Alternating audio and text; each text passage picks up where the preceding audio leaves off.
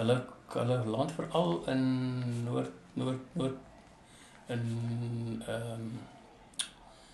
die Kreerwiltuin daar rond. Het 'n ander vriend van my sê het hulle persoonlik self gesien. Jy weet nou vra of jouself as jy so ding sien wat so dan sê hulle is 'n verskietende ster. Jy weet? Maar hulle is hier so. Hulle hang hier so. Ons kan hulle net nie sien nie. Die tyd is nou daar dat die mense moet weet iets roer. Iets roer.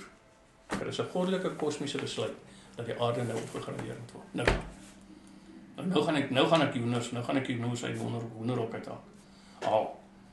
Dis nou. Dus die aarde moet nou word soos die paradys. Daar sê dis nou mooi vir jou. Die aarde was altyd die paradys. Maar volgens my is hy gekaap of geskaak. Hy moet terugkom na sy oorspronklike doel. Het dokter self al iets beleef of hoekom is dokter so seker daarvan? Goed, en eers ek glo dit vas, né? En dan ek het dit self nog nie gesien nie. Goed, dis nou hierdie bron en 'n paar mense wat ek mee gesels het, soos hierdie vriend van my en 'n ander persoon. Ek wil nou die praktiese ondervinding. Ek wil nou vir hulle sê hulle moet my nou kom optel. Uit ek gaan. Nie oorgaan nie, ek wil vlieg. Hulle moet my kom optel op die park. Ek het 'n lekker park en hulle kan my kom optel.